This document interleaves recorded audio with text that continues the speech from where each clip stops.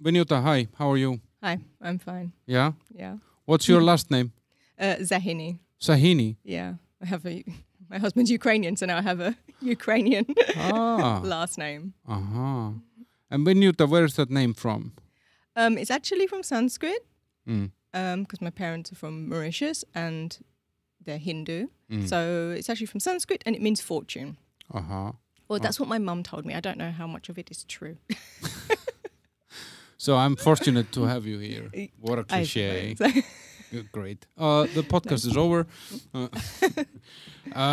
So we found each other on Instagram, and we were just chatting now before we started recording. It turns out that we hang out in the same places. You take your daughter, I take my daughter. My daughter is a dog, your daughter is a human. Yeah. But it's funny, we had never bumped into each other, but... No, yeah, because I remember when I made a photo of those swans on Stromovka. That nest was huge, what they built. Yeah. And then you said, I was waiting for them to come out, like the babies to hatch. And I was like, oh. Yeah. We've been stalking those swans for a few months.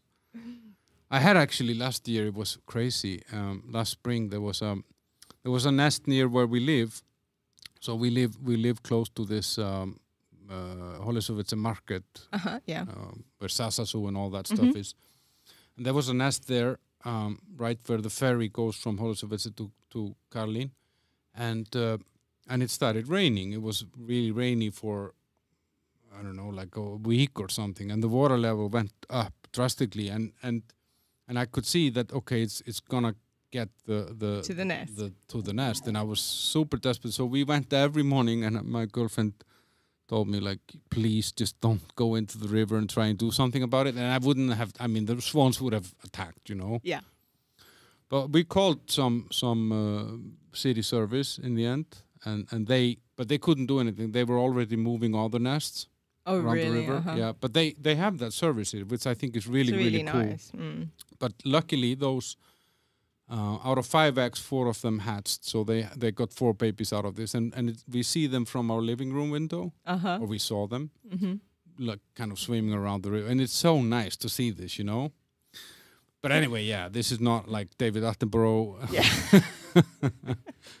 Fascination with wildlife. Yeah. So what is it? What do you do, Vinuta? What is it that you do right now? I don't know. No. Right now, for the past 5 years, I've been at home. I've been a stay-at-home mum. That's what I've been doing. That was my job, which actually it's a really hard job, you know. Yeah. And recently, I've started working on a wellness brand website. It started that I got into aromatherapy. And so I started, a girl, she asked me to make for her, because I was making some bracelets, some like mala beads. Do you know what they are? What's that? No. They're like beads which are for meditation. Uh-huh. And they're made from like different stones, like precious. Pull the microphone a little bit closer to you. Yeah. They're made from different stones, precious stones or mineral stones with different energies, and you use them for meditation when you're counting. And I was making them just for fun, really, just for something to do to distract my mind. It was very meditative. And as my friend who owns a yoga studio, she was like, oh, you should sell them here. So I was like, oh, yeah, okay. So I put them there to sell. And they actually sell. They actually sell there. I was surprised. But and then another girl asked me to make for her an aromatherapy necklace. And I said, like, okay. And then she sort of like explained that you can get the lava beads, they're porous. So when you put essential oils on there, they diffuse naturally, the oil. So you can feel the benefits with you all day, everywhere you go. So you put oil on the stones, yeah, and that releases the energies. Yeah, it releases the aroma. Yeah, and the aroma goes to your brain and your nerve receptors, and sends the correct messages to your nervous system to relax, to be energized, whatever you want. Anyway, so I can have these aromas for different purposes. Yes, definitely. And anyway, so I started making this, and then I said, wow, this is really cool. And then I got more into essential oils, and then it just was like a journey, like a roller coaster that just took me away. And actually I felt it was something instinctive, because when I started learning about it, I just sort of fell in love with it, and I said, like, this is for me. Mm-hmm. Why do you think that what was it about it? Like it was everything what you can do with essential oils just resonated with every part of my belief of life, my belief towards like medicine, my belief towards lifestyle, with wellness. It was just a natural solution that you could use, and you can use it for so many things, and you don't need like so many drugs which people take right now. Not even drugs, but even creams from the pharmacy, and you know, like simple things. But there is a natural way around it. And this, but these are also the old methods, I guess. You know, there's actually nothing new in it. Yeah, it's just the education was lost along the way. Yeah, or somebody needed to make money off something in the meantime. Yeah, but talking about these. Like if it's actually interesting you mentioned those cosmetics. I didn't realize this. I was listening to a podcast the other day. There was an Icelandic woman talking about chemicals that are being used, and I was so surprised. So she explained it that after the Second World War there was a very limited supply or demand for chemical weapons, but people had all these factories. And they had this know-how, they had the ingredients, and so they had to find a new use for these chemicals, which were used to kill people before, you know. And so they actually found ways to put them into, you know, I don't know, insect sprays, cleaning materials, even into skin products, you know, like if you put what's it called, the mosquito repellent on yourself or something like this. So they went from killing people with it to helping people living healthily. Or looking better. And what was the biggest surprise for me on this was the fact that these companies, they have no obligation to test. They don't need to prove that the product is harmless.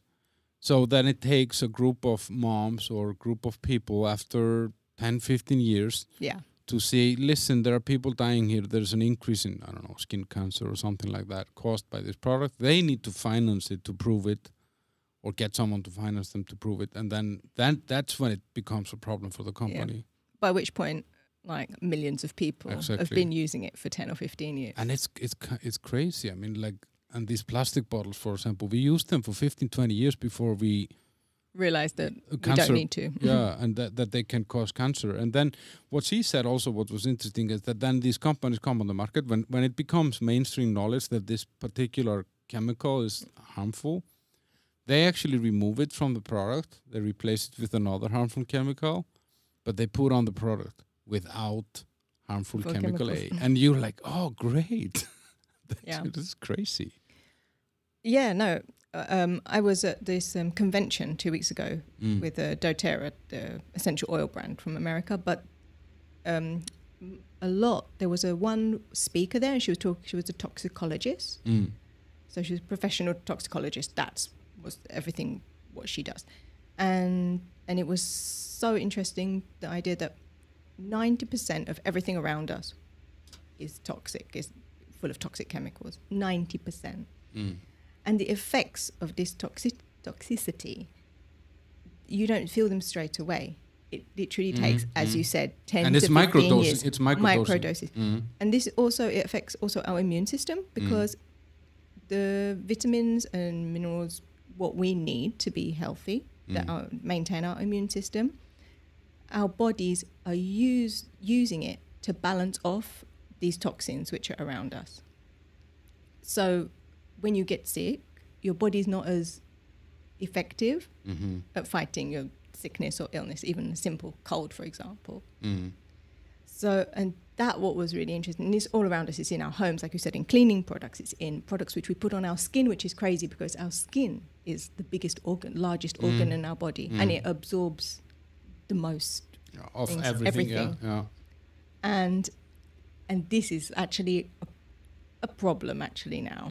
And so a lot of illnesses and sicknesses are because of this toxicity around us. And so there was this wellness pyramid that they demonstrated, which I think was really great. It really like hit home to me. And at the bottom of this pyramid is food, eating correctly. The second one was exercise, which is like the two things that people already know about.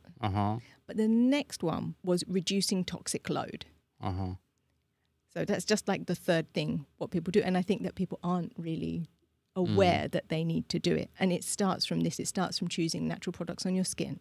It starts from choosing natural products to clean your home. And actually there is cleaning, you don't need all those fancy things, what you buy in the shop, right? You want to clean your window, you don't need a window cleaner. You just need like lemon and water. Yeah.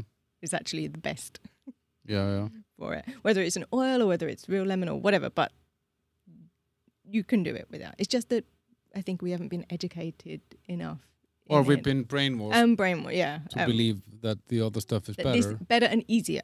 And a lot of the things, even in like body washes and shampoos and stuff, the things that people like about it, like, oh, it's so foamy, oh, it's so, it smells it's soft or something, It requires such a toxic chemical to create that. That's actually the worst part about the product, maybe. Yeah. And that's the part you love about it. Yeah. So, and a lot of people are very attracted to like the packaging and things like this, and things which are not actually really important part of the product is actually.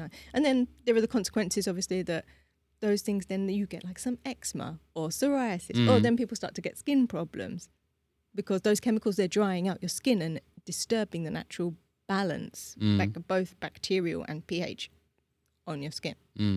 So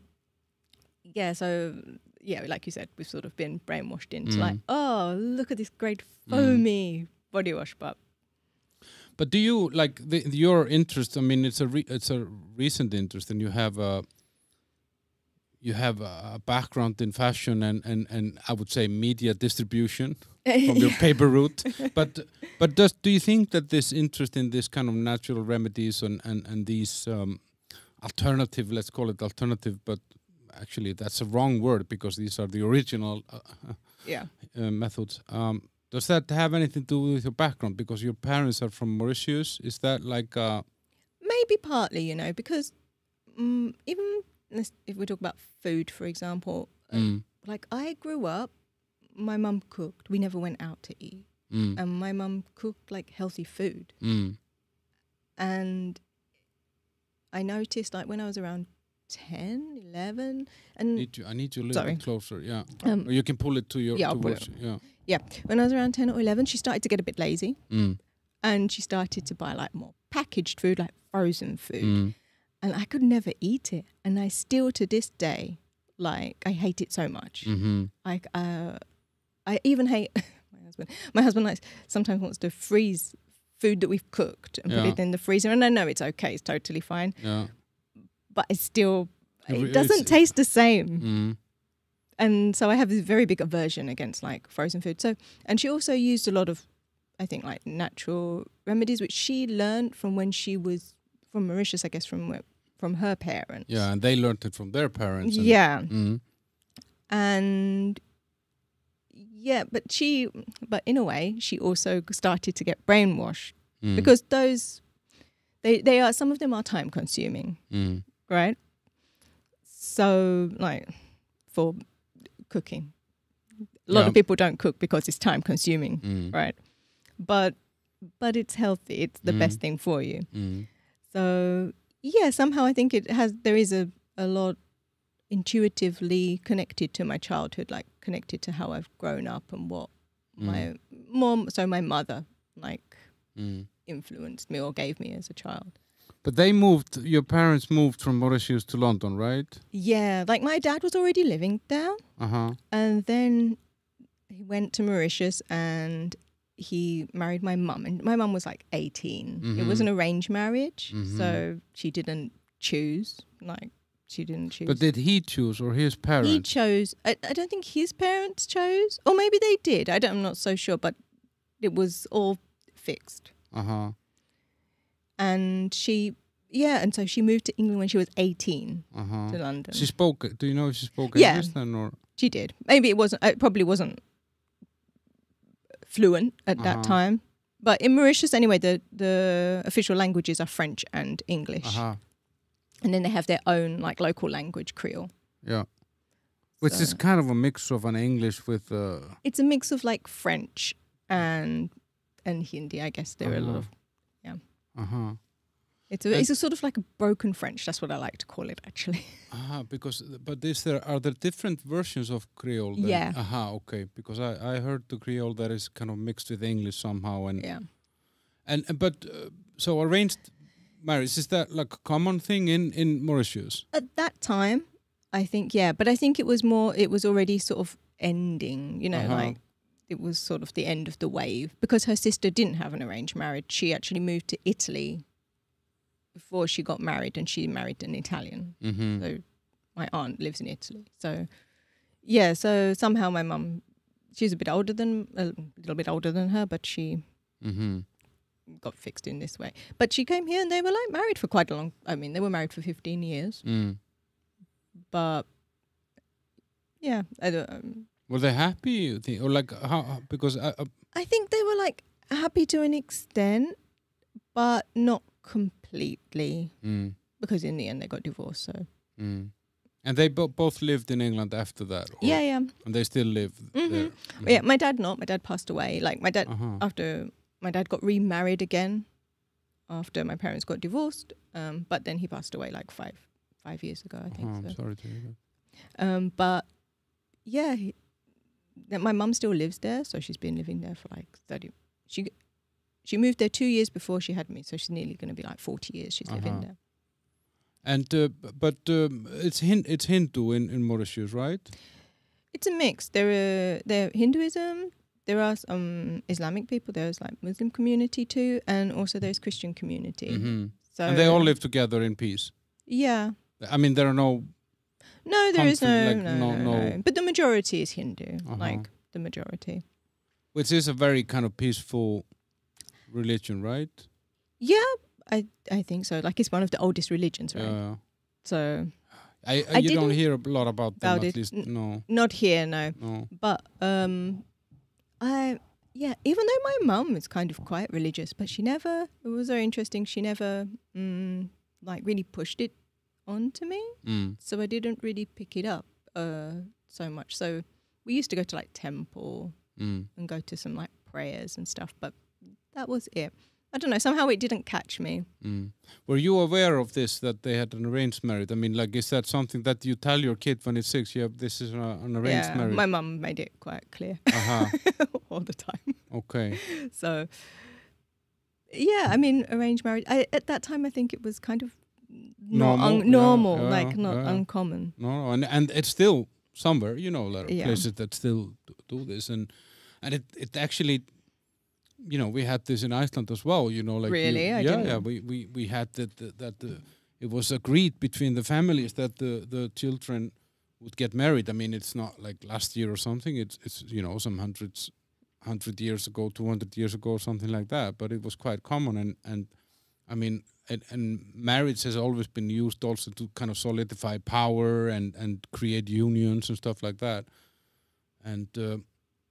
Like if you look at those royal families around Europe, they are all related through, arranged marriages. It's true. And so I think it's a very very common thing. But how you said your mom made it clear?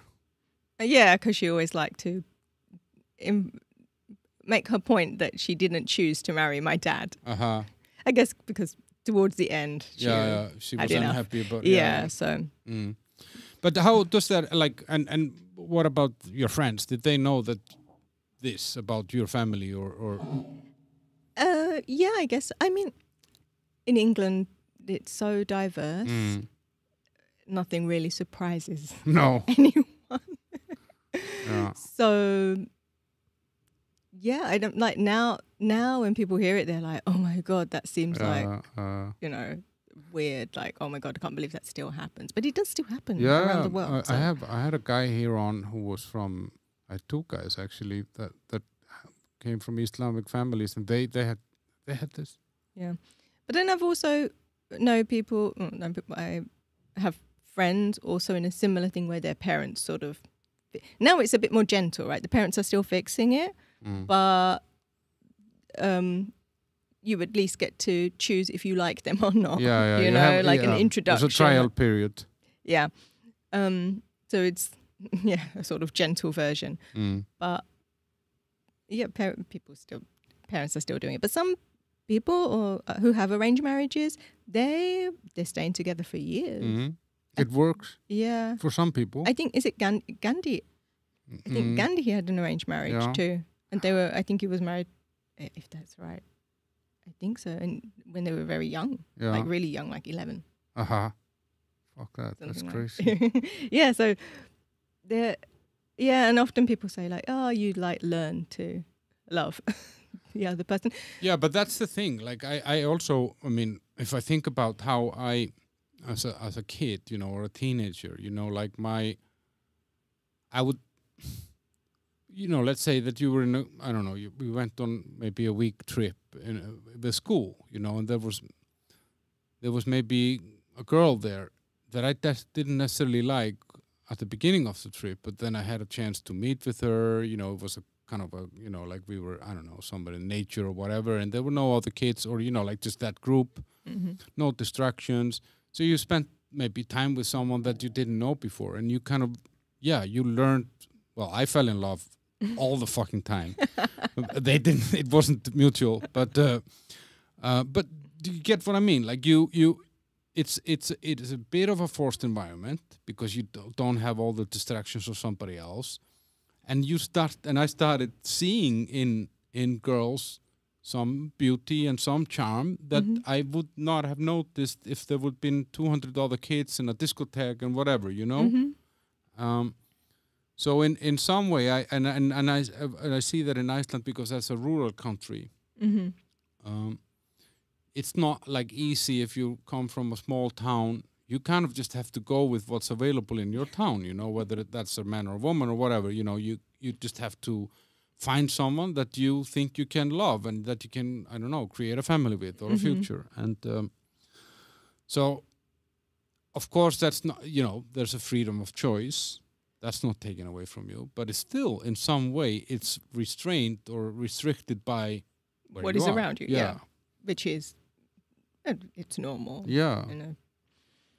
And I don't think, do you think that there is like one right partner out there for all of us?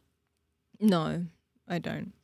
I don't because I think that we meet different people, even if we don't marry them, for example, or don't choose them as our lifelong partner, but we meet different people in our lives according to what we need in that moment. I think like none of my relationships before I got married, I think like I ever thought like, oh, I wish that didn't happen.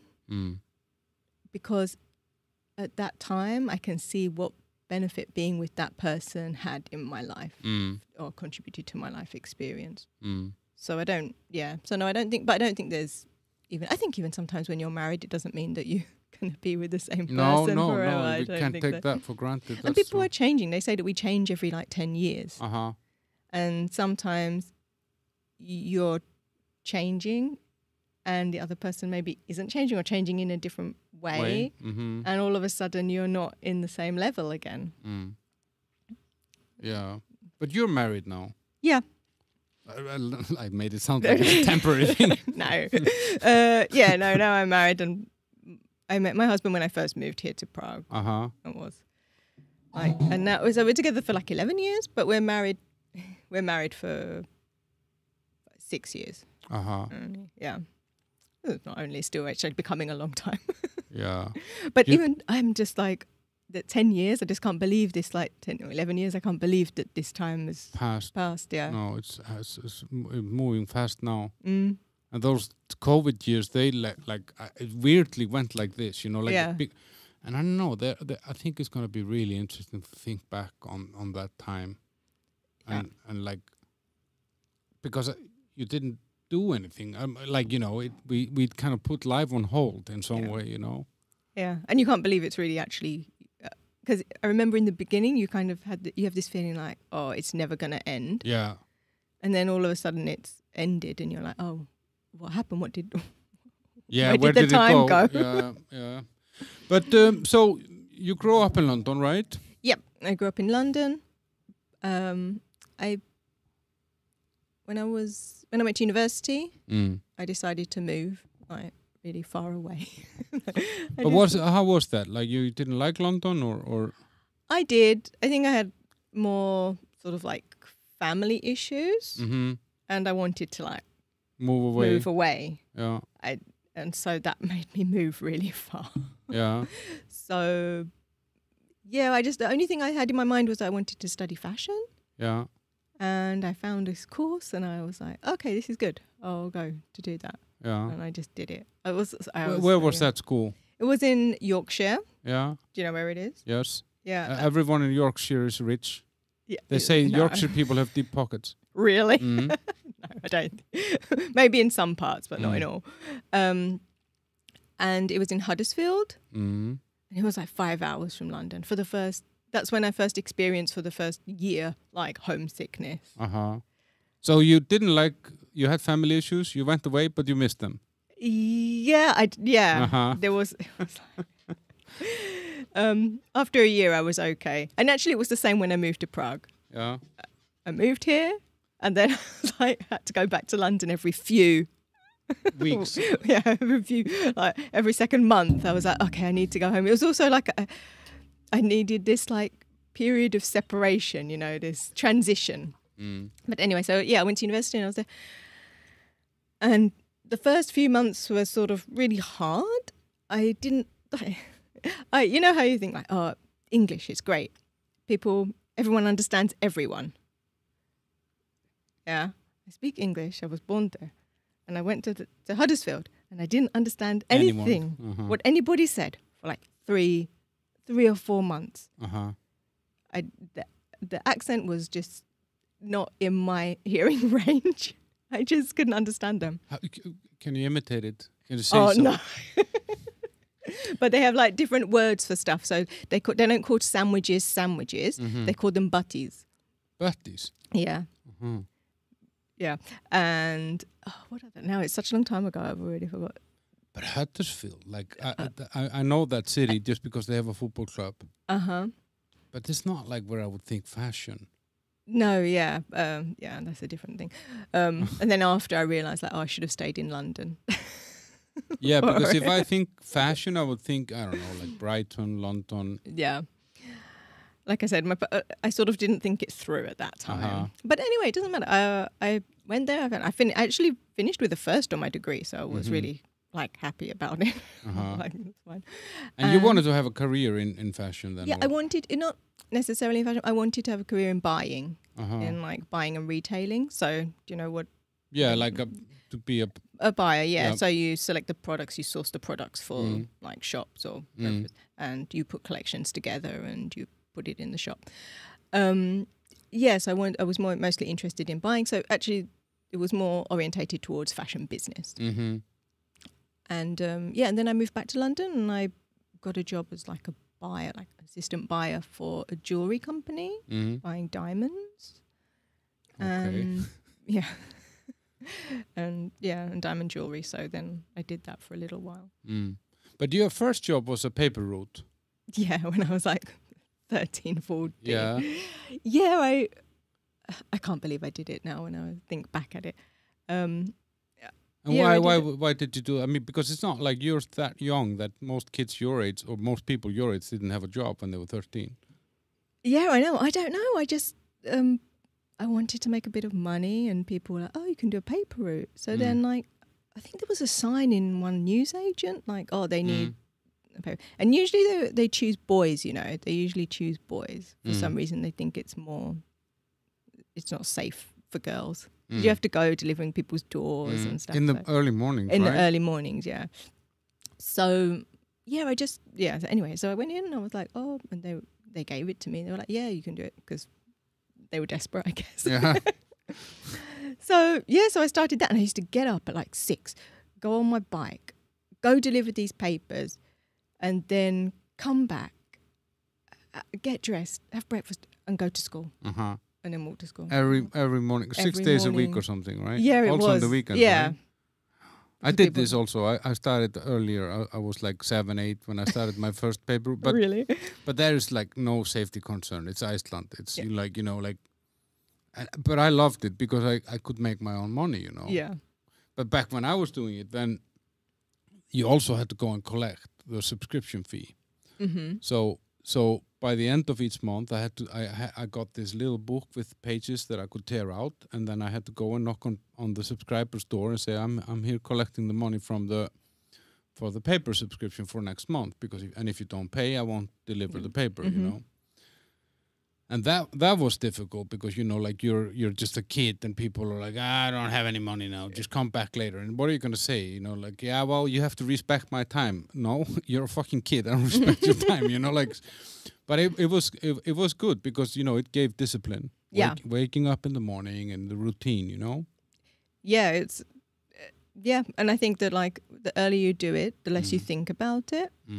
Now, like, if I have to wake up... But you have a kid, you have to wake up early. Yeah, but it's still hard. It's still hard. I'm like still pushing myself. Like I'm still snoozing my alarm this morning like 2 times. Yeah. You know. But at that time I didn't. It was just like I just got up and like went and did it and came back. And it was fine. And I had a really nice road. I actually enjoyed it. It's like a very fond memory. Had a really nice road, a lot of like big houses and rich people. And so at Christmas they used to give these amazing tips. And really? I think like I collected one year like over £150 or something. Well, that's a lot of money back then. Yeah. So, and I was like, wow, this is really good. Yeah. So. But your mom was a single mom then, I guess, for a while, yeah. Yeah.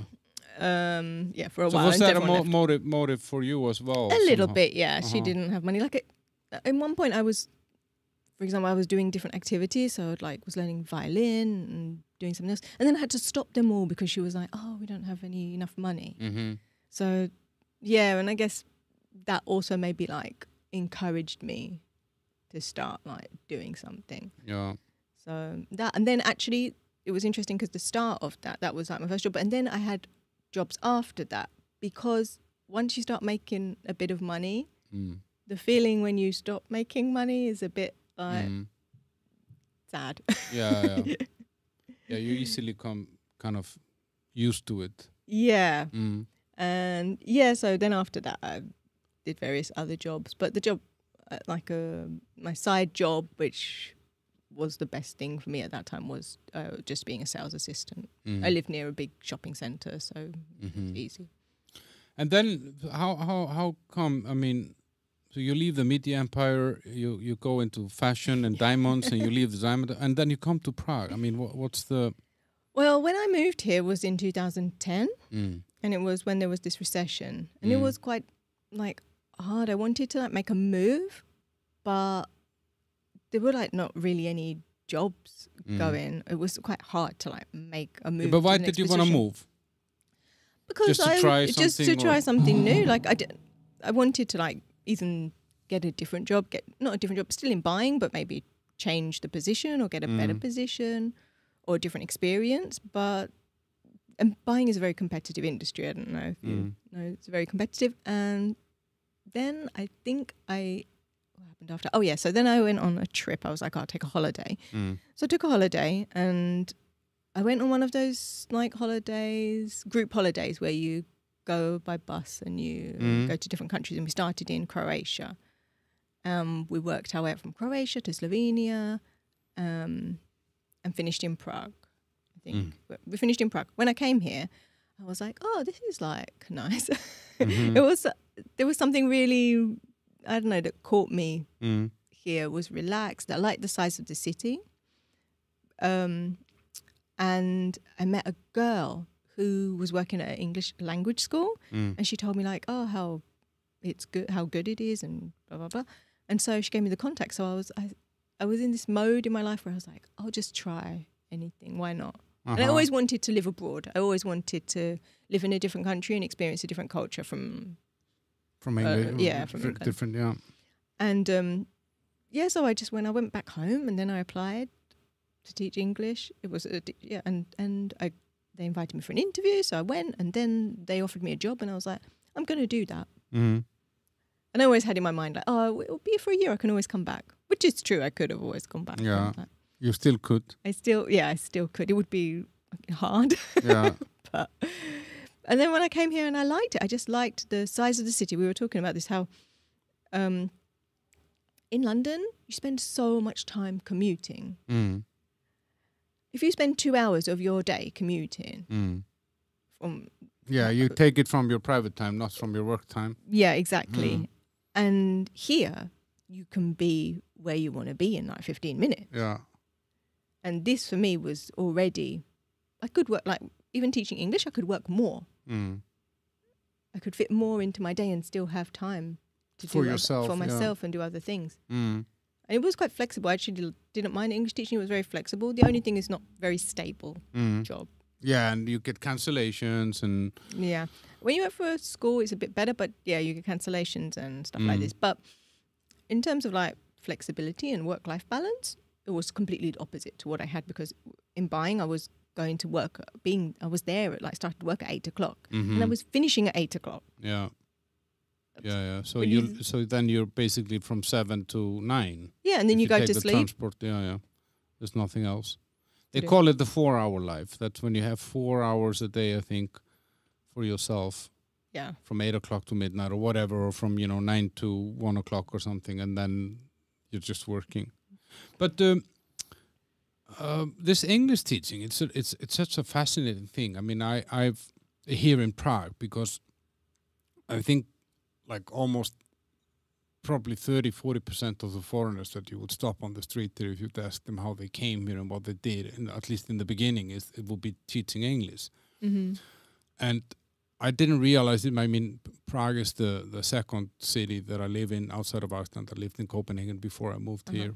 And I'd never met an English teacher in Denmark, never. I don't think they exist. I mean, obviously in the schools. And it's the same in Iceland. I had never met an English teacher there. But when I moved here, I actually got into a job which kind of took me all over the world. And so I went a lot to the neighboring countries. And I don't feel that I ever, I mean, I might be wrong, but I never got the feeling that this private English teaching community, or let's say industry, exists anywhere else. And I've often thought about why, because like I can understand, like soon after communism ended, that like they didn't teach English in schools here, and people spoke Russian and maybe some German. Yeah, that's true. So there was a need, and there was a rapid need, because all of a sudden the country becomes part of kind of an international community and wants to do trade and stuff like that.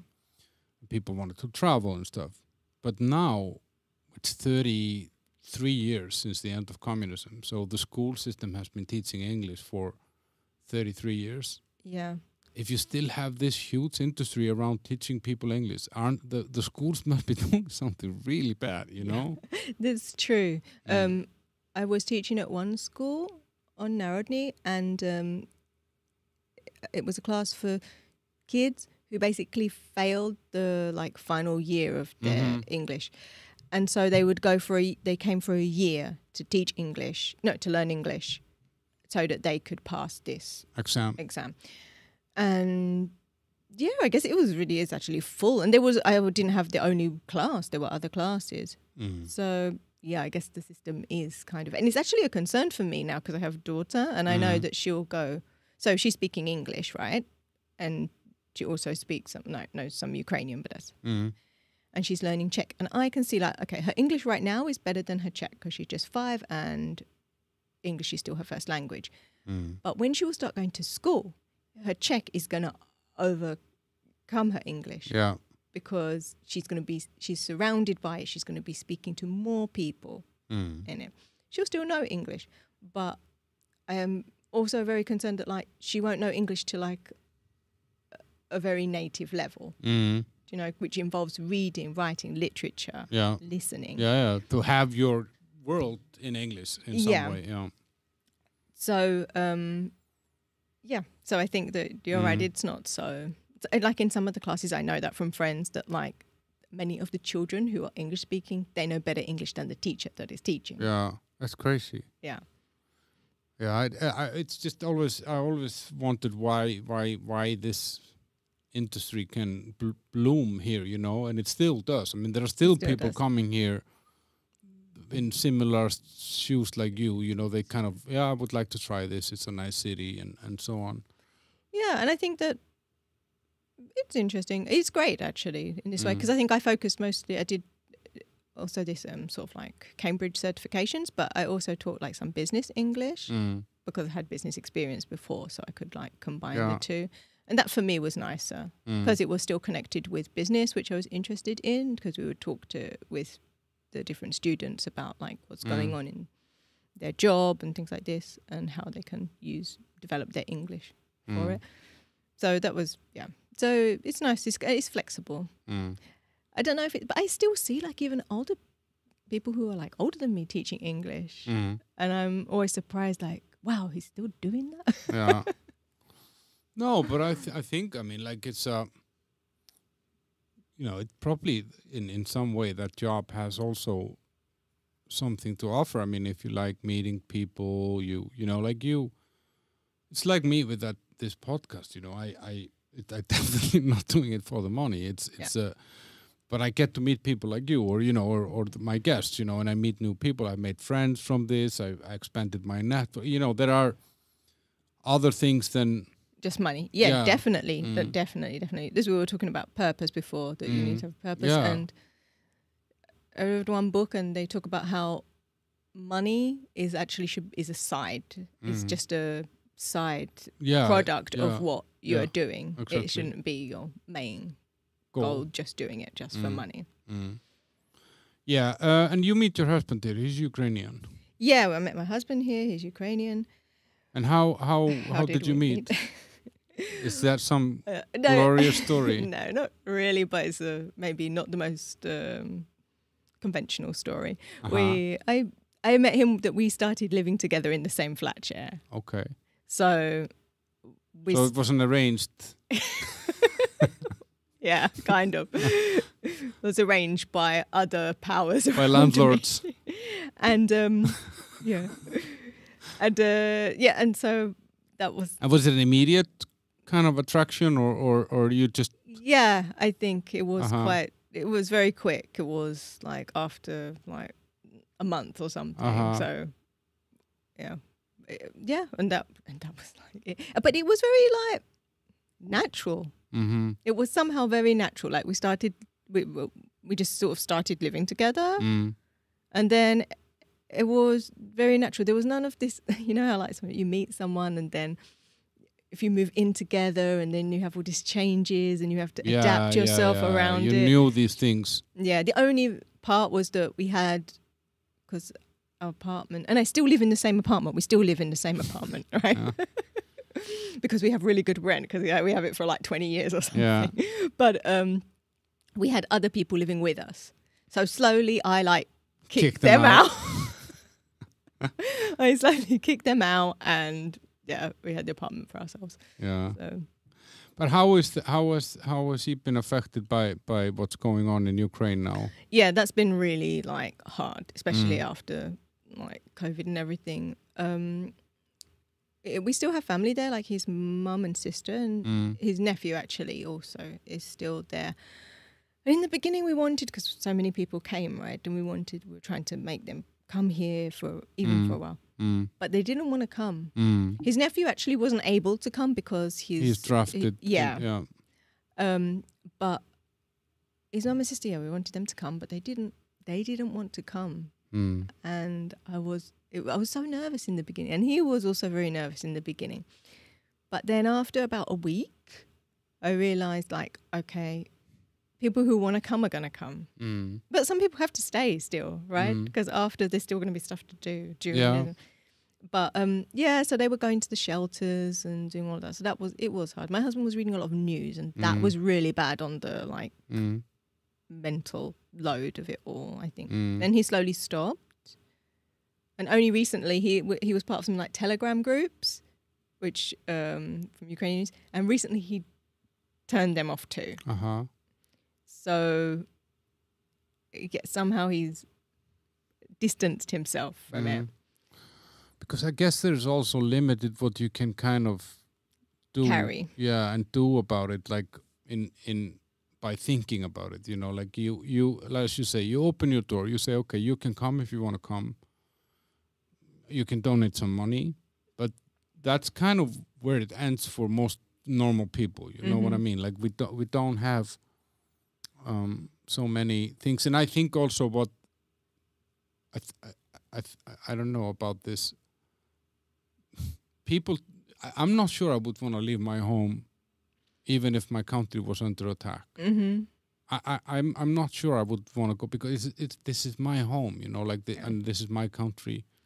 Yeah, no, definitely there is that, and there's also like this thing about comfort in a way, because, and if you go deeper, it's even more interesting that it's your home and that's where you feel comfortable.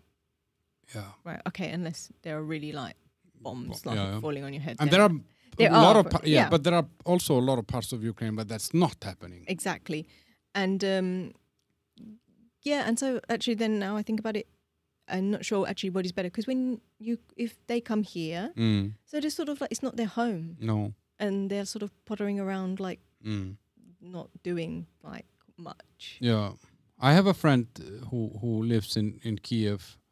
They left and then they went back. They went back like, I don't know, when the war had been on for like a month or something. They moved back to Kiev, and this is a guy, you know, he's Icelandic and they're married, and his wife is Ukrainian. They could have gone anywhere. I mean, financially they could have gone.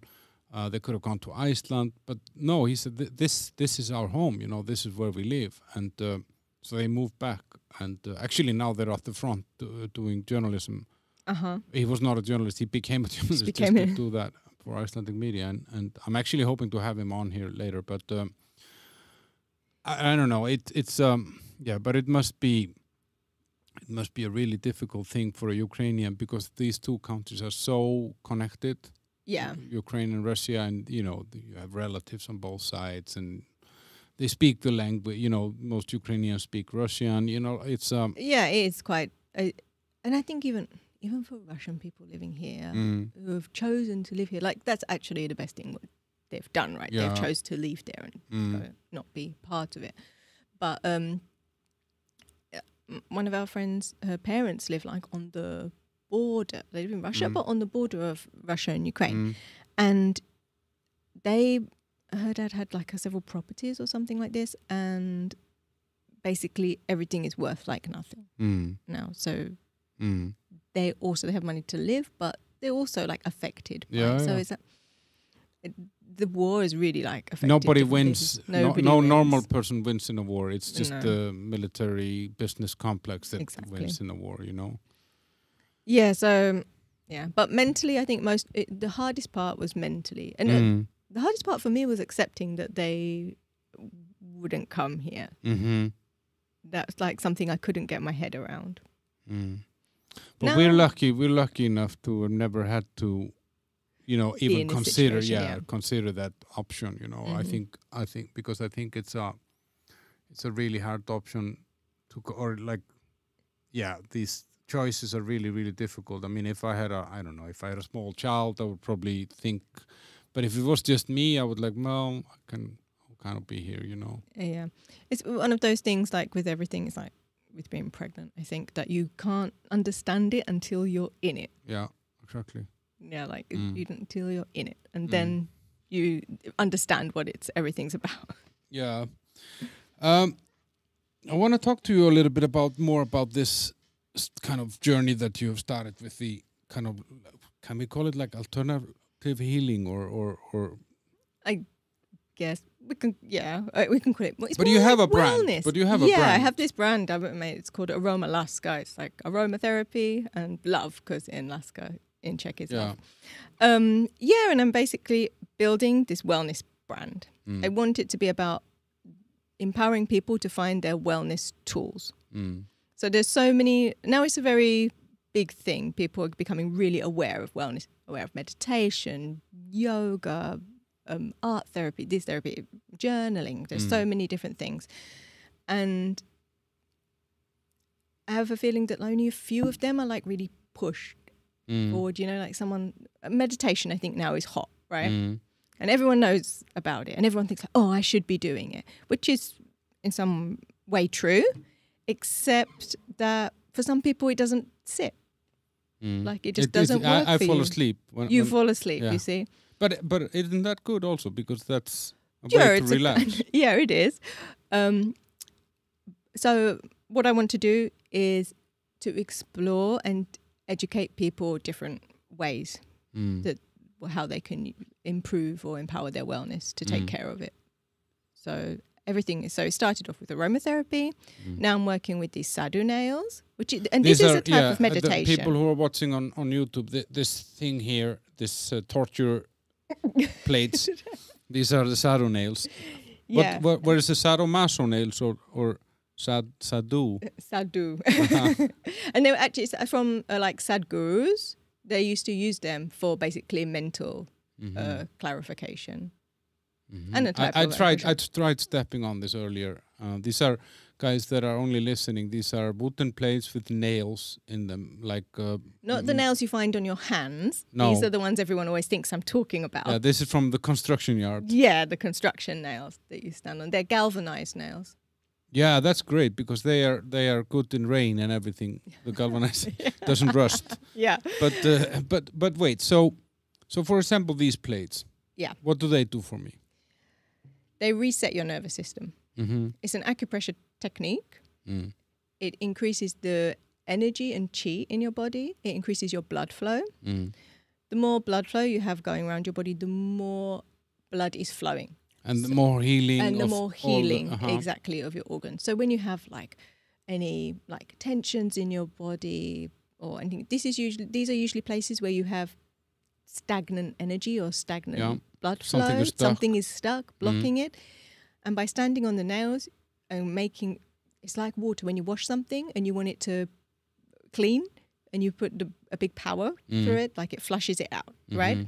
So it's the same idea. You're making the blood flow and it's washing away the blockages and healing, yeah. So yeah, but it's also fantastic for your mind. It's fantastic for your mind because it's a deep meditation. You can't think of anything else when you're standing on them. And it's also opening your intuition. After you stand on these nails for maybe like 10 minutes, you also have like more energy because you released all those blockages which were consuming your energy. Lift up the. Sorry. Yeah, it can be a little bit lower than. Now I see you. Okay. Yeah, that's great. But wait, so where does this come from? I mean, what's the kind of the history? I think it's coming from India. Uh-huh. As I was mentioned about the Sadhgurus. So they used to do it where they used to lay on the bed of nails. Yeah, because we called them fakirs in Iceland. There was a comic book that I was reading they were lying on those beds of nails. Yeah. And it's actually part of the acupressure technique, but it's actually very much connected also to your nervous system. That we have the two sides, this sympathetic side and parasympathetic side of the nervous system. And when we're in this parasympathetic side, we are in this relax and rest and healing mode. That's when our body is in balance. When we're in the sympathetic side, then we are in stress. So that's what so they call it fight or flight. It's actually more. Yeah. So when you're in the fighting mode, that's when people are in stress. So they use this, and this is more to do with like your organs, your everyday body functions. So that's why they say when you want to meditate, when you want to do yoga, you're accessing your body, you're putting it into the parasympathetic side. So you are in the mode for healing. The body has balance, and it now can focus on fixing any problems that you have. So when you stand on the nails, you're like exercising it. You're shifting it from one to another. So you put yourself in distress. So after you stand off, you feel so light and so like re-energized. So by I tried standing on it before, and I have like a mat at home with plastic things on. The plastic ones, yeah. I know it's a different thing, but the idea principle is the same. Yeah, the principle is the same, and I've used it. If I have some irritation in my calves, I don't know, guys, if you have seen videos of my calves, but they look amazing. It's the only body part that I have that looks like I'm a professional like something. athlete. Yes, it's I don't know where I got these calves from, and because I don't do anything about it. But carrying those calves comes with great pain. You know, they are sometimes very irritated. So I have this often when I go to sleep. You know, so and then I put the mat on the floor and I stand on it for just for like 30 seconds, and it completely changes the sensation. You know, like you're saying, it activates somehow. Yeah. But like you were saying, you told me here before that I should stand on this for like 10, 15 minutes or even more. 10 minutes is optimal. Uh-huh. Like after 10 minutes, you feel the full like relaxation effect. So 10 minutes. I think I can stand on them for like 20 minutes. Yeah, this is probably my limit, my maximum I've stood on it. But I know that people can stand for like an hour. And how, why, like, yeah, I mean, that's maybe well, this is not the only thing that you're doing. You're doing the. So then there's also the aromatherapy, and that is like a huge thing, I think, because aromatherapy, the essential oils, let's say, you can use so many oils for different things. What we were talking about before, that many of us use drugs, like you have a headache. But there is actually oils which you can use for a headache, and you don't need to take drugs for it. So this is a way to, as we were talking before about reducing toxic load. This essential oils is definitely a way how you can reduce toxic load in your life. Adding it to your cream, any kind of base cream, adding to your cream. There are oils for your skin. There are oils with doTERRA. I was at a convention 2 weeks ago, and the doTERRA oils for me are like the pure oils, because that's another thing. People like say, oh, it didn't work because they bought an oil which was in DM, and you only actually, the market states that you only need to have 10% of pure oil. Yeah, it's like the cannabis stuff, you know, like there are some of the cannabis oils have just like 5% of the active ingredient. So that's why it doesn't work, because it needs to be really pure. Yeah. And so, 10% of it is actually pure oil and the rest is something else. And they can write on the bottle, it's a pure essential oil, but it's not. So that's another different thing what you really have to pay attention to with the oils. When people say it doesn't work, it's like, well, why doesn't it work? But oils, in many creams and many body products that we buy, even with the body washes and stuff, it's like, oh, it has lavender, it smells like lavender, smells like whatever, chamomile, these nice oils. It's really good for your skin, except for most of them are synthetic. And they are just synthetic copies of essential oils. Yes. It's not the real lavender, not the real chamomile. Yeah. And the synthetic copy is just, it has this toxicity. So... But this, you know, like, yeah, I mean, there are so many angles to this.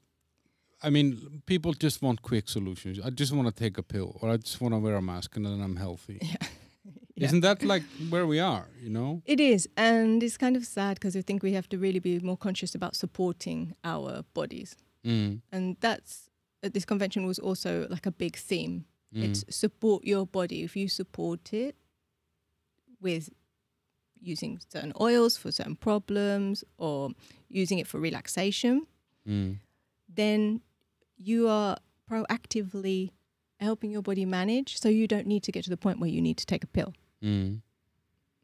If that makes but sense. that means that I need to think, I need to plan, I need to stop going to McDonald's. Yeah.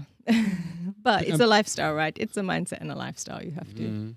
But what I like, we are now coming out of probably the weirdest, hopefully the weirdest period of our lives in terms of when it comes to public health,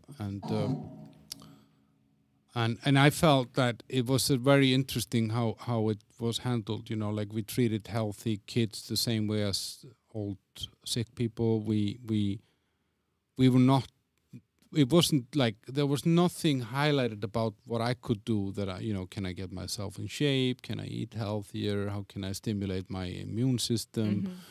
And there were even in countries like in Iceland that, like the national doctor or the epidemiologist of the country, he went every day on a press meeting and they kept people in front of the TV listening to those press meetings every day. Like, really? And he even said that he wanted to warn people about vitamin D. I mean, this must be the first time in history that some people are warning you about a vitamin. Yeah. Because he was saying that it's giving people a false idea about what will protect them against COVID.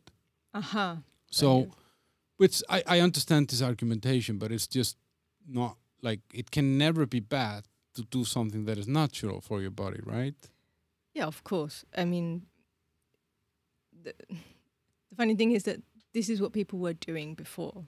As we were saying, it's not actually it's alternative, but it's not alternative. It's actually a traditional thing, what people were doing before. It's old school. Yeah. And it worked. And it worked. It got us here. Yeah. And people know loads of different, like, if you have a stomach ache, people are like, drink peppermint tea. You get a cold or flu, drink lemon and ginger. And this is just like the very tip of the iceberg. Yeah. And it can go much, much deeper. And people were more educated, I guess, in herbal remedies, which essential oils also are connected very much to herbal remedies, because they're oils which are extracted from trees, from plants, from flowers, and from resins. So yeah, that people just need. It's just about education. I think that we're really missing this. But is it in someone? Is it good for business that we learn to take care of ourselves and heal? I mean, obviously, you will always need a doctor or a hospital if if you break your leg or you get some serious infection or whatever. We're not talking about that you go full on nature but these kind of things, isn't it better for business if we just take a pill when we have a headache? It's better for business. It's not necessarily better for us. It fixes your problem in the moment, but the consequences after. Like, I don't know about you, we were talking about ibuprofen before, but I absolutely cannot take ibuprofen. I have such bad gut issues from this.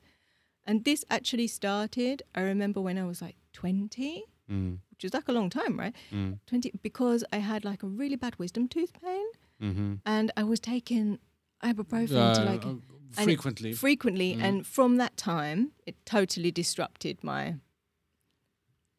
the gut flora. My gut flora. Yeah. And even still, like, till today I still have this. But I haven't taken ibuprofen for years. Even after my cesarean, I think 2 times after my cesarean, I still didn't take it because it just was so, it was so, if I just take one, it's just totally like. But you would be like, most people consider you weird. You know what I mean? How weird is that? That I don't you take are weird. Yes. Do you know what I mean? Like, it's such an interesting thing, because if we look at our history and traditions, I guess, like, for example, in Mauritius, the food traditions there and how they spice it, what they use, how they mix the, I don't know, let's say the macros or the quantities of things in each dish, there are no coincidences. No, this is like this is a process that has been going on for 150, 200,000 years, and they've just mastered it. Okay, so this engine, the body, this is what it needs. Yeah. And then in, I don't know, what, 80, 100 years ago, we said no. Yeah. Let's try and fix it with something else, Yeah, that's totally true. And I think that because even with the oils, they'll say there are all these superpower foods, and they're all like spices, right? Like curcuma and cumin, and there's like black pepper. Black pepper is like also another kind of super food. And pull the mic a little bit. Oh, yeah. Yes. I'm not good at this. No. We're gonna have to record this again.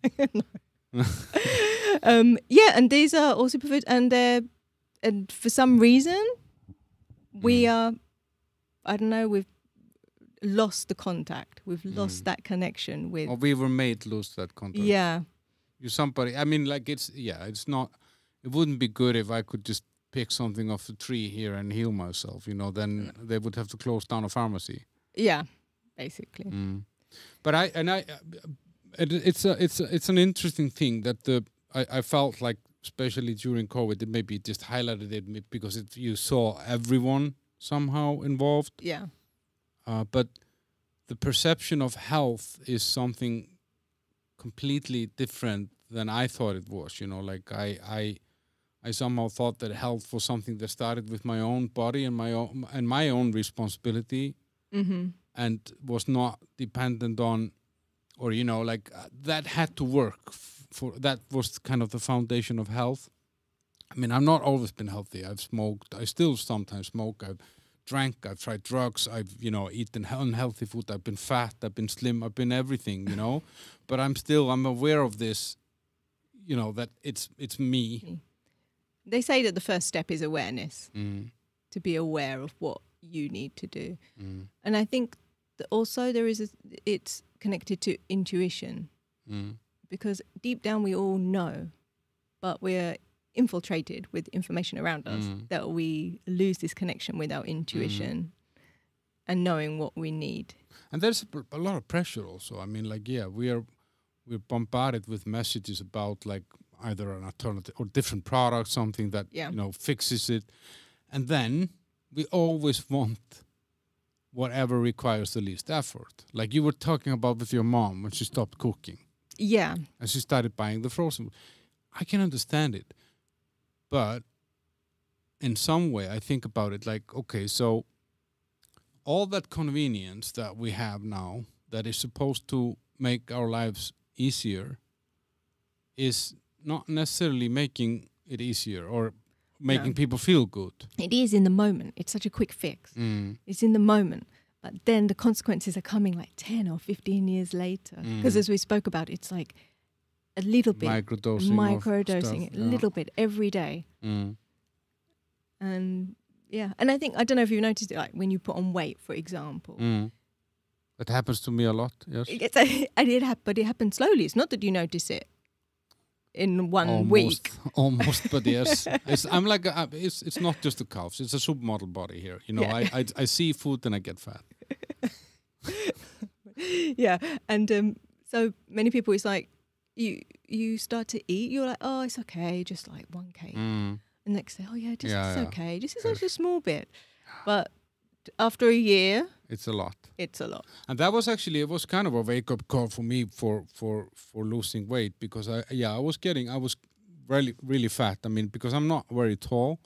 So I was kind of like like a cubic meter or something, you know, like I was really nicely built. And there was a guy that I was talking to, he had lost some weight before me.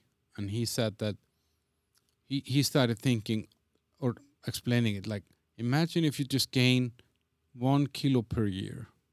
And we were like 30 something when this was, you know, 32 or something. And he said, if you gain 1 kilo per year for the next 30 years, that's going to be 30 more kilos on your body. But 1 kilo isn't a lot. No. If I fluctuate by a kilo or 2 per year, it's not the end of the world, you know. But if it compiles, and it's 30 kilos more, then someone like me would have been 130 kilos. Then I have a problem. There's no mask, no vaccination, nothing is going to solve, you know? No. And I'll probably have to take a lot of ibuprofen just to get through the day, and that's just going to make it worse. Yeah. So, yeah, totally. So it's a very slow, like, and this thing with the chemicals and the toxicity around us, it's in microdoses, so small that you don't even notice it. But obviously they're selling it from the quick fix, from the benefit, what you're going to get right now.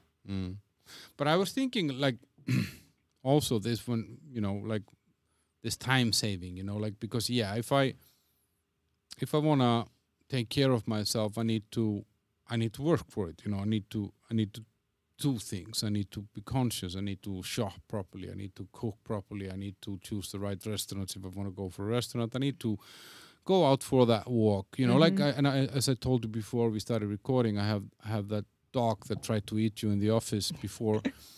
And she really was a game changer for me because, now that means like there's an hour and a half every day that I need to spend outside with her. And I had to take that time from somewhere, it's not like I could add an hour to the day, And in my case, it went, I used to run more, so it kind of went off that. And I used to drive my motorbikes more, so I drive them less now. And I used to ride bicycles more, and I do that less now. But in return, I got this, and it's a good trade. Mm-hmm.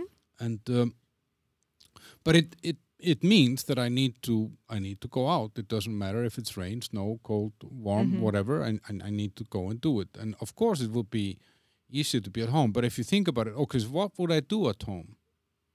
I would be on Facebook, or I would be on Instagram, or I would be watching Netflix or whatever. And that's what the interesting thing is with when you talk to someone who, I don't have the time for this, or I don't want to put the effort in. I don't want to cook that meal. Yeah.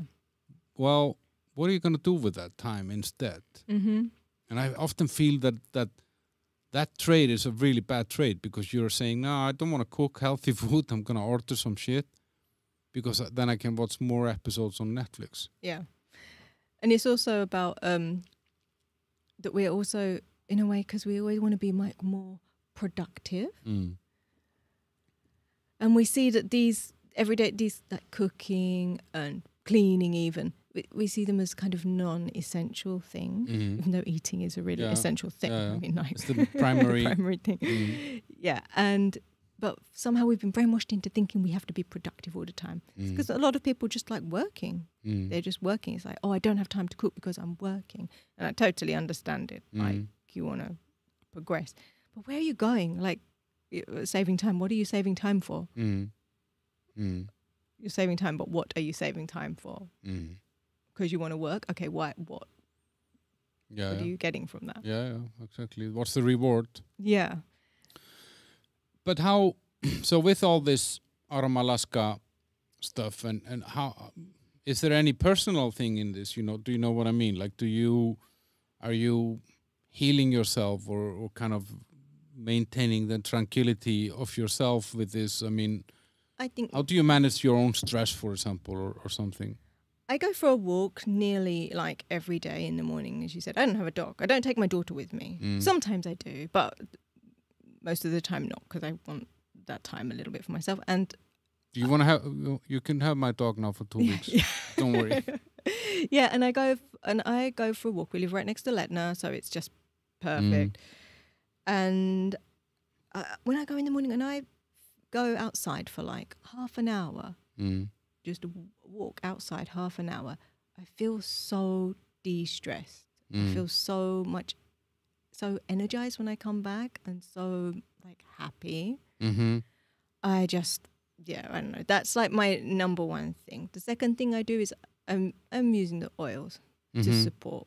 Like when I feel a little bit off, I use, there is a special blend from there, and I use this as I make it into a tea or roller bottle. Or, for example, the other week we had my daughter, she had a sore throat. She came, my throat is sore, and like crying.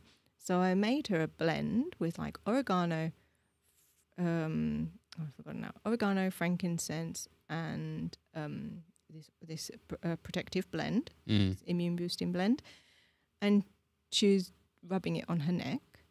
And then then I got a bit sick, so then I was rubbing it on my neck. But it really helped. Like it really helped to ease that pain. And it helped because you want to put the oil, you want to do it again. It's like it works. And the only thing with natural remedies is that you do have to use them more frequently than if you just take one pill. Yeah. Right. But for me, supporting, and yesterday, for example, my daughter, she had a really bad like stomach ache or something, some wind or something.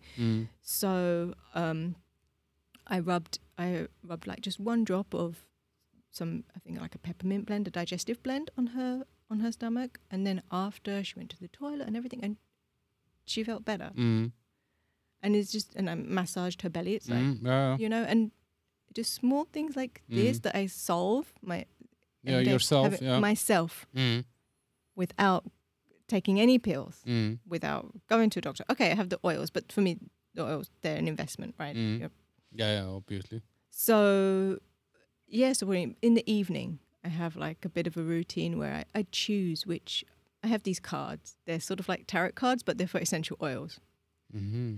And I mix them, and I pull out one, and I see which oil it tells me I should use. And this is really, it sounds a bit like voodoo, but it's because I really believe in the intuition. I really believe in all my therapies. I do it with whoever is coming. After we stand on the nails, because I told you it increases your intuition, it gives you a deeper connection between yourself and your mind. And I tell them to pick a card. I'm like, pick a card. Every time they pick a card, and the oil, it has what oil it is, what its chemical properties, what it solves. For example, it's good for releasing tension, it's good for releasing stress, or it's good for focusing on your goals, whatever is the problem. And every time they pick a card, which is what we've been discussing before, what they want to improve or work on in their life. That's crazy. Yeah, and so I do this in the evening, and I take that oil and I like inhale it, diffuse it before I go to sleep, and just like think about it. I did a lot some journaling too, because I have a blog on my website, and I try to like write, and that really helps actually. If you were in Iceland now, they would say that you're a crazy person. This is interesting. I wanted to ask you about this. So talking about health and wellness, because I've been reading I have millions of self-help books and millions of, like wellness books. And for example, I know that in I think it's in Sweden and in Denmark, there are these two books which are like all about how wellness is integrated into the life. And actually I realized that in many of the Scandinavian countries, and Iceland's not Scandinavian, but it's the other side, right? But it's still very rural. They're all quite rural, colder countries, colder climates. And each culture has its own integrated wellness system that is supported there. And so I wanted to ask about Iceland, because it's cold there, right? Yeah, that helps a lot. I mean, obviously the cold means that we use less chemical medicine for animal breeding and stuff like that, because like there are fewer germs and parasites that can manage. So, and also in all agriculture, I mean, so we in some way I think and also of course that affects the people. You have less issues that are related to humid conditions and stuff like that. I mean, that's for sure. So the natural environment itself is maybe a little bit more protective of you than if you, I don't know, let's say you lived in Spain or something, or in a big city where there's a lot of pollution and stuff like that. But to be very honest, I mean, like I saw it very well during COVID that anyone who talked about like, journaling, exercising, eating healthy, and saying I'm taking responsibility for my own health in this way and my own well-being, these people were called out. And they were usually called out by overweight people that look 10 years older than they actually are. And were waiting in a queue to get vaccinated, which is chemical material. Like it's... but it's a brainwash, it's not like... These people, they just want to, they want the simple quicker solution, and they've been told that it's best for them. And the man on the television said it, and the man in the newspaper said it. Like it's, I can sympathize with it, but I feel sorry for them that they don't think further. But I don't think we have this in Iceland in this way. I mean, I do, after living in Denmark, and I did a lot of business in Sweden and Norway as well, Finland as well. They are much closer to...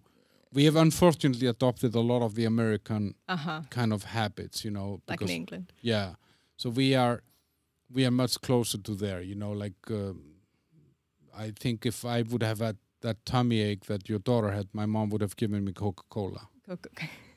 Which actually was a kind of medicine. It's not, and it actually often helps, you know, but it just comes with a lot of other stuff with it, like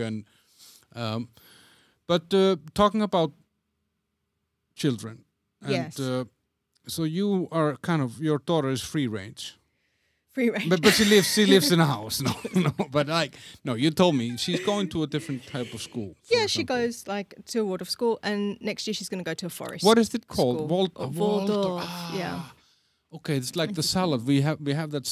We have this Waldorf salad. Yeah. Because we have that school in Iceland also, and I had when I was 15, I had a girlfriend that came from that, and she was wild. Yeah, she was fun, you know.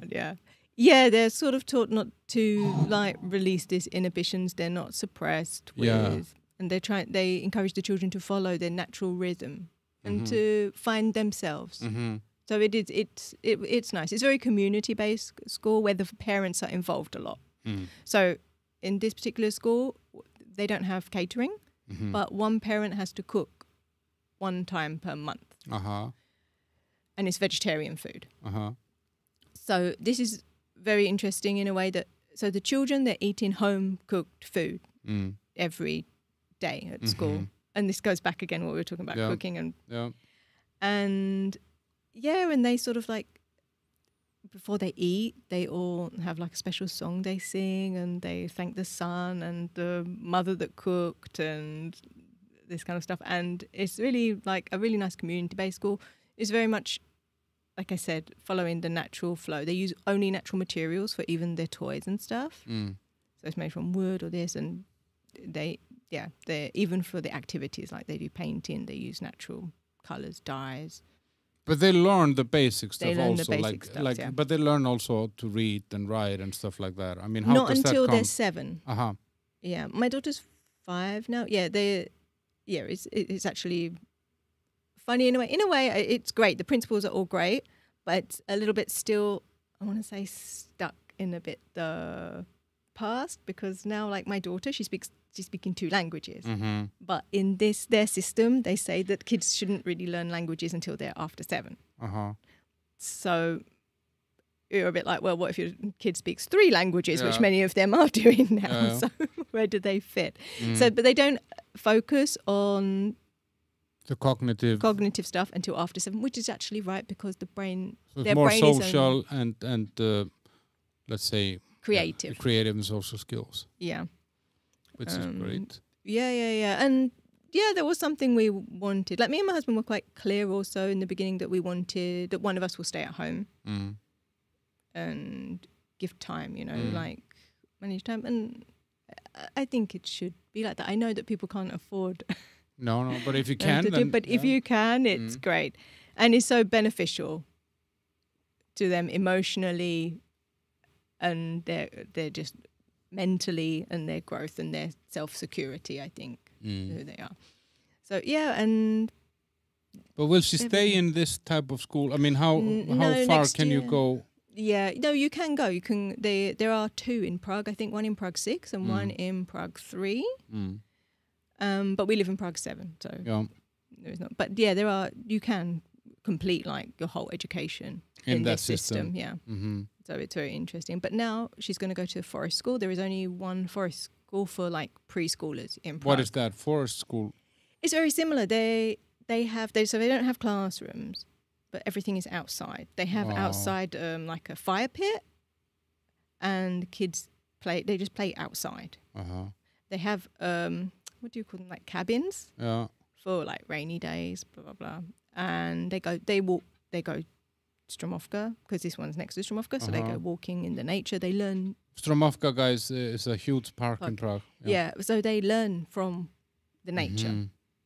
They interact with the nature. They learn basically from the nature, making things from wood or making things from string. Like, what can you make when you have only what you have? But how is this like, because, kids can be, I was a ruthless bully, and I was ruthlessly bullied also, but being different was not easy, like, if some friend of mine didn't have a TV, it was something that we would whisper about, these guys over there, they don't have a TV, what's wrong with that family? I've heard that they don't get any food either, you have zero concerns about this, I don't. Of going the alternative route. Yeah, no, I don't have any concerns about it. I like. Yeah, it's interesting. I think for my daughter, it doesn't affect her in a way, but maybe she's still small, so maybe it's going to come later. But actually, for me as a mother, like around other mothers, I think it's actually kind of like a weird, like people think that I am weird. Yes. Because I'm not like going to work immediately after being at 2 home years for like or 2 3 years years, or 3 years. And I'm not doing this, and I don't let her like watch that much TV, or I don't really like leave her like at school all day because she finishes at 1. And I pick her up and we spend the rest of the day together. Yeah. And yeah, so sometimes I think people think that I'm weird. Yeah. But this is what I'm talking about, about intuition. Yeah. I realize that I intuitively know that this is what I need to do. And I just know it because I just feel it and know it. And the second thing is it's very much part of one of my core like beliefs and principles in life. Right. So I don't want like to leave you shouldn't compromise on those. Exactly. No, I agree. I don't want to leave my child, for me personally, I don't want to leave my child like all day at school. Just for your own. Yeah. I want her to learn from me. And I think that there's a thing I read that mothers, they're more active in the third eye, in the intuition, and they know intuitively what their child needs, what is the problem. And I think to do it, you have to be around your child. Yeah. You know, and spend time with them. And they love it. I can see it. Like, she loves it when we are like together, you know, or she's with me. Yeah. And she learns, I think that she learns. They learn the best when they're. Yeah. But I think a lot of these things, like what we've talked about now, is we call it alternative, but it actually, this is the mainstream. This is the last 200,000 years. Yeah. What we have now is the last 50 to 70 or 100 years where we have kind of speeded everything up. And yeah, I mean, of course it has also, I mean, there's definitely a lot of positives that have come. I mean, there are more people, there are few children that die at birth, you know, there are few people starving now than ever before, you know, there are few people dying from natural disasters and weather, and, you know, like there's a lot of kind of, let's say, life expectancy indicators and stuff like that that has gone up, you know? Yeah, definitely. I mean, like, we didn't discuss that before, but this is something that happened to me also. Before I had my daughter, I was pregnant before that. And I suffered a stillbirth. We didn't discuss this. No. Yeah, so I suffered a stillbirth at like 39 weeks. So it was like supposed to be here. So that was really like, actually it was a very pivotal moment for me, because it was then I really realized how important intuition is. Because all the weeks before that, because I believed so much what the doctor was telling me at that time. Every time I was going, I was like, before it happened, that I was like, I don't feel well. There's like something is wrong and whatever. And he was like, no, it's okay. Everything is fine. But without really checking me, he was like everything is fine. Da da da da da. It's like, and I had in my mind like all the time like, maybe I should like get a second opinion. But this trust that I had in doctors really overcame my intuition. Like it overtook that, and I was like, no, he's a doctor, he knows that's why I'm coming here, right? He knows, but he doesn't know, he's not you. Right? And then this happened, and this really dropped for me, how the only person you can trust is yourself, and how you feel. You're not making it up. People know, oh no, but you don't feel, it's nothing, don't worry. But if you feel it, you should do something about it or find out more. And it must have been a really hard experience. Yeah, that was, it happened. It was here, it happened. And it was, but the thing about it actually was that everything else in my life was good in that time. Me and my husband, the same person, we had, everything was, our relationship was good, our business was going good, we had money, everything was good. There was just this thing that happened.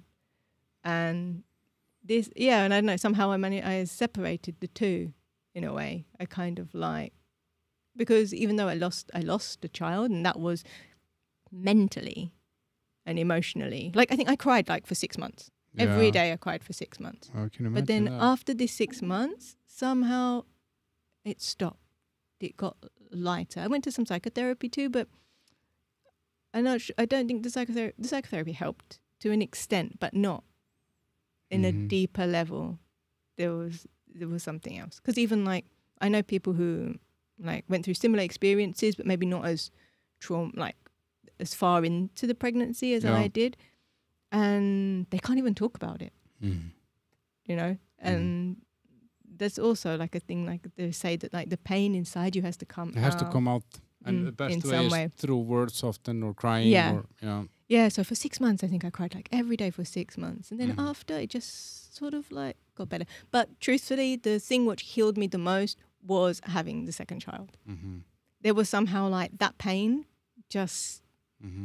So in a way her soul, she is like sort of healed me. Yeah. Even though I wouldn't want to put that kind of responsibility on her. But for myself, I know that she healed that trauma in my life. So, yeah, but going back to the intuition, I can't remember why we spoke about that. No, I don't know. Anyway. No, we were just talking about this, you know, the what is the alternative medicine and what's the original medicine and, you know, what it is that we... Yeah, so I wanted to say, and people think that stillbirth is very, very is a very, like, traumatic thing. Yeah, but because it's I was saying that everything is improving around the world, yes. Yeah, sorry. But I want to say, like, even stillbirth, that happened, like, 50% more than it did today. It's not actually a very rare thing. It only doesn't happen because we have all this proactive, protective medicine around us. There are cesareans. A lot of babies are born from cesarean, and if they weren't, they wouldn't survive. Exactly. So I mean, there are positive things that we've got from modern day medicine for sure, and I'm not. I would never advocate that we eliminate all medicine, but it starts with you. Yeah. And there is a lot of stuff you can heal and maintain and proactively prevent. Definitely. By taking better care of yourself. Yeah. And I think it's important also for us in a way that we're teaching, for us to start to do it, because then it teaches our children to do it. Like my daughter, she's into this oils already. She knows which is which from some of them and which one she needs to use. Yeah. And because it's our first line of defense. Exactly. It's already integrated into her brain. Yeah. She understands. That's brilliant. Okay, so we're kind of coming to the end. What are you working on now? So you're working on that brand. Yeah, I'm working on this brand with aromatherapy workshops, aromatherapy. And those are where I can sign up and I come and meet with you and learn how to mix. I do private therapies with the nails and also just aromatherapy on its own or a combination because they work very well together. And now I'm doing every 2 weeks in my friend's studio, this La Sol studio. She has it's in Havalska, it's in the Old Town. And we're doing the Sadhu Nails classes, like a meditation class. And we stand, and there is a process. We like gently start standing for half a minute, then 1 minute, and so forth. And then after there is the free practice where you can stand for 10 minutes. Okay. And and then after, so it's a deep meditation class in this way. I also use essential oils, so I teach you which oils to do, and so we usually do some kind of like special meditation or some massage, like learning some self-massage. I always in the class want to teach something which you can do at home. Yeah. So it's not that no one is dependent on you forever. Yeah, exactly. You're not like Pfizer. No. And that is like, I think that is kind of my goal is to educate, to teach people how they can do it naturally at home. Because that's how it's sustainable. I even sometimes think like going to a yoga class is sometimes not sustainable because you have to still go somewhere, do something. COVID happened, so people like stop going there. And okay, they're doing it at home, but that's actually better. But these things about wellness that you need to incorporate into your life, they should be sustainable. Yeah. No, I agree with that. I think that is actually, for me, like that weight loss. is, you know, I had to figure out a way to make it a sustainable thing, that it wasn't a temporary thing that I was just doing now. I need to, and of course, the older you get, the more kind of concerned and aware of this you become, that, okay, I need to maintain my health, because, you know, I don't want to be 60-year-old and I can't move around, or I can't travel, or whatever, you know. So I'm totally on that, like, sustainable. Yeah. Because, you know, like, it doesn't make sense that I come to you for some aromatherapy and then I just go home and I don't know, I smoke weed. Well, yeah. Okay, but that's not the worst thing, though, that I could do. That I smoke heroin. Yeah. Well, yeah, it's also that, but also, for example, like when we do the aromatherapy workshops, or even when you come to the therapy, I always give people, is included in there, like, you have a roller bottle and you get like 2 or 3 oils, which which we've discussed that you're going to use, because I don't want people to come and then go away and just like not use it. Okay. You know, so I want people to come and go away with that, and that they can use it today. Yeah. Okay, social media, Aroma Laska. Oh, that's Instagram, right? Yeah, I'm working a lot with on Instagram. I also have a website, aromalaska.com. I have a blog. And there you have the blog, Yeah, there I have the blog. And yeah, I hope maybe after New Year to start also a YouTube channel. We were talking about YouTube, with different sort of mini workshops, I think. You know. Okay. That sounds good, guys. I will put links to Vinuta's links in the episode description on Spotify and Apple and all that places. And yeah, so I'm recording this on a camera also, so I hope that this will be on YouTube as well. I haven't really figured out a way to sync the audio and the pictures. You know, no promises here. And now when we stop recording, I'm gonna go and stand on those motherfuckers here, and you know, I'll be flying out of here like a Buddha. It's cool. It's really good. Thanks a lot for coming, Vinuta. Thank you for having me. It's been a pleasure having you, and I hope to see you again. Yeah. Bye. Bye.